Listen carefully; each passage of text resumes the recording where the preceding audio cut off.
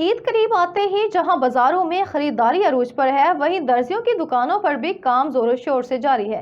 हर कोई चाहता है कि ईद पर इनका लिबास सबसे मुनफरद हो, लेकिन दर्जियों के पास इतने ज्यादा ऑर्डर्स हैं कि बाज़ जगहों पर काम वक्त पर मुकम्मल होना मुश्किल दिखाई दे रहा है। देखते हैं मियां चन्नू से मोहम्मद शुभान की ये रिपोर्ट। जी हाँ, जैसे जैसे ईद करीब आ रही है, दर्जी हज़रात के पास ग्राहकों का तांता बंध गया। हर कोई चाहता है उसका जोड़ा वक्त पर तैयार हो, लेकिन दर्जी हज़रात का कहना है काम का दबाव बहुत ज़्यादा है। अपना सीजन ਦੇ ਵਿੱਚ ਆ ਕੇ ਕੰਮ ਦੇ ਦਿਨਾਂ 'ਚ ਆ ਕੇ ਸਿਲਾਈ ਜ਼ਿਆਦਾ ਕਰ ਦਿੰਦੇ। ਦਰਅਸਲ ਅਸੀਂ ਸਿਲਾਈ ਜ਼ਿਆਦਾ ਨਹੀਂ ਕਰਦੇ।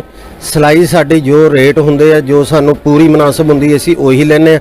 ਹਾਂ, ਅਗਰ ਅੱਗੇ ਪਿੱਛੇ ਦਿਨਾਂ 'ਚ ਸਾਡੇ ਕੋਲ ਕੰਮ ਥੋੜਾ ਹੁੰਦਾ ਵਾ, ਠੀਕ ਆ, ਆਮ ਕੋਲੋਂ ਆਮ ਸਾਰੇ ਦਰਜੀਆਂ ਕੋਲੋਂ ਉਹ ਫਿਰ ਕੋਈ ਪਿਆਰ ਮੁਹੱਬਤ ਨਾਲ ਅਸੀਂ 200 300 ਕੰਮ ਕਰ ਲਈਦਾ ਵਾ, ठीक है। इन्ना जिन्ना साडा मार्जन हुंदा इन्हां दिनां दे विच फिर असीं ईद दा फिर साडे अपने लेबर दे खर्चे हुंदे ने, महंगाई आ, ठीक है। लेबर नूं भी पैसे ज़्यादा देने हुंदे, अगे पिछे असीं खुद सूट बना लैने, सानूं 200-300 रुपया बच जांदा। फिर लेबर नूं जिहड़े देने आ, फिर इस दिनां 'च सिर्फ ही सिलाई पूरी लैने, असीं सिलाई ज़्यादा नहीं लैंदे। ईद दे दिनां 'च दर्जी सिलाई ज़्यादा नहीं लैंदा, सिर्फ ये कि पूरी सिलाई लैंदा। ईद की तैयारियों में दर्जियों का किरदार बहुत अहम है, मगर रश की वजह से बाज़ औक़ात कपड़े वक्त पर नहीं बन पाते। चलो जी, पहला कपड़े लैन जाइदा तो बड़ी मुश्किल होंदी है, उत्थे बड़े महंगे कपड़े मिले आ। उन्होंने कोई सिलाई करवाना आया तो सिलाई जो पिछले साल सूट असीं 1000 रुपये सिलाई करवाया सीगा, उन्होंने सूट का 1300-1500 मंगी जाते हैं। तो हुण बंदा इत्थे की करे, जिससे गाहक और दर्जी दोनों परेशान होते हैं। लेकिन फिर भी सबका यही कोशिश है कि ईद की खुशी में कोई कमी ना हो।